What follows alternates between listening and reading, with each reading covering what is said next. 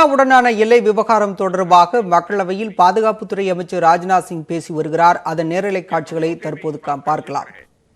LAC के पास दोनों देश अपनी सेनाओं की संख्या कम से कम रखेंगे। समझौते में यह भी है कि जब तक बाउंड्री इश्यूज का पूर्ण समाधान नहीं होता है तब तक एलएसी को स्ट्रिक्टली रेस्पेक्ट और एडहेर किया जाएगा और उसका उल्लंघन किसी भी सूरत में नहीं किया जाएगा।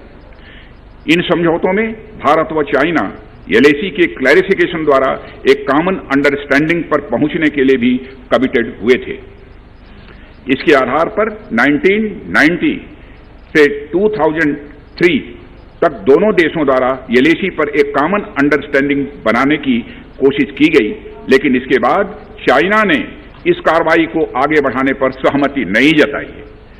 इसके कारण कई जगहों पर चाइना तथा भारत के बीच एलएसी परसेप्शंस में ओवरलैप है। इन क्षेत्रों में तथा बॉर्डर के कुछ अन्य इलाकों में दूसरे समझौतों के आधार पर दोनों की सेनाएं फेस ऑफ आज की स्थिति का समाधान निकालती हैं, जिससे कि शांति कायम हो।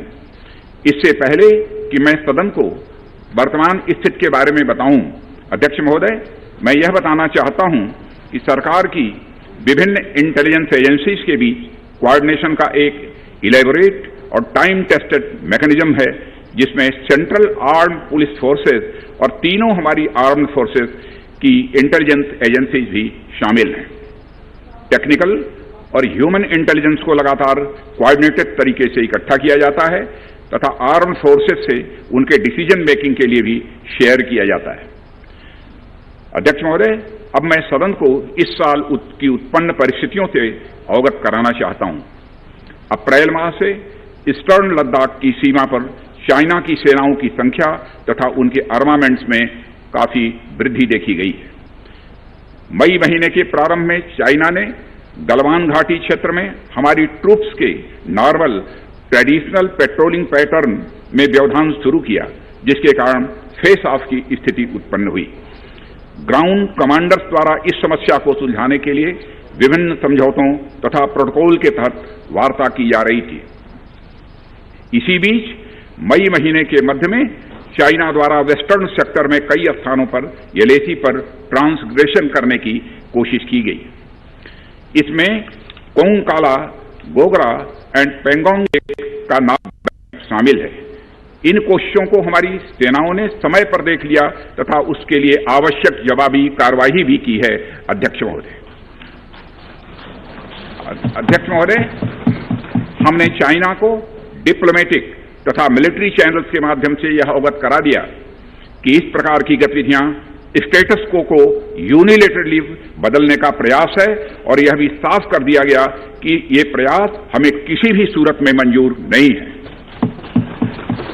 अध्यक्ष महोदय, एलएसी के ऊपर फ्रिक्शन बढ़ता हुआ देखकर दोनों तरफ के सैन्य कमांडरों ने 6 जून 2020 को मीटिंग की तथा इस बात पर सहमत बनी कि रेसिप्रोकल एक्शंस के द्वारा डिसएंगेजमेंट किया जाए।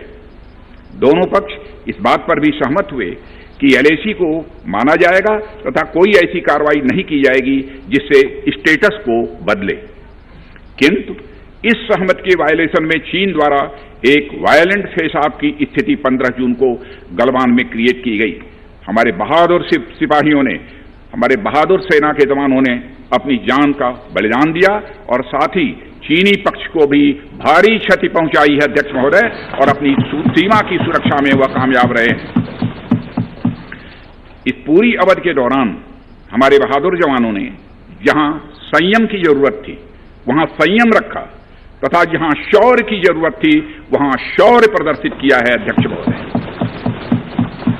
मैं सदन से अध्यक्ष महोदय यह अनुरोध करता हूं कि हमारे दिलेर जवानों की वीरता एवं उनके बहादुरी की भूरी भूरी प्रशंसा की जानी चाहिए।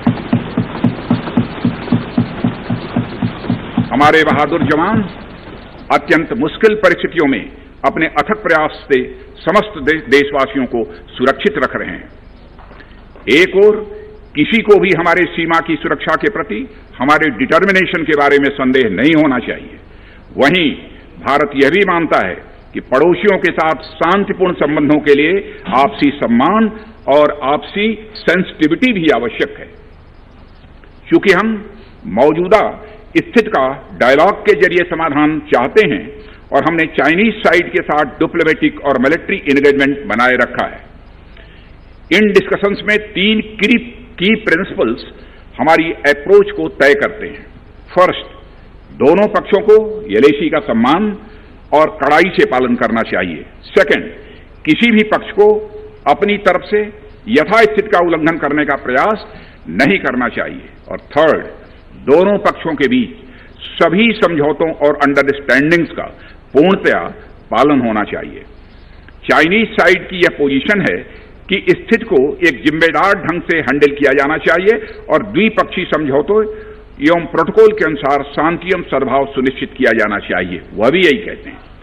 जबकि ये डिस्कशन चल ही रहे थे, चीन की तरफ से 29 और 30 अगस्त की रात को प्रोवोकेटिव सैनिक कार्रवाई की गई, जो पेंगोंग लेक के साउथ बैंक एरिया में स्टेटस को बदलने का प्रयास था। लेकिन एक बार फिर हमारी आर्म फोर्सेज द्वारा टाइमली और फॉर्म एक्शंस के कारण उनके प्रयास विफल कर दिए। अध्यक्ष महोदय, जैसा कि उपर्युक्त घटनाक्रम से यह स्पष्ट है, चीन की कार्रवाई से हमारे विभिन्न द्विपक्षीय समझौतों के प्रति उसका डिसरिगार्ड पूरी तरह से दिखता है। சீனாவுடனான எல்லை பிரச்சனையில் இதுவரை ஒருமித்த தீர்வு ஏற்படவில்லை என பாதுகாப்புத்துறை அமைச்சர் ராஜ்நாத் சிங் மக்களவையில் விளக்கம் அளித்தார். அதன் நேரலை காட்சிகளை தற்போது பார்த்தோம். தொடர்ந்து மற்ற செய்திகளை பார்க்கலாம்.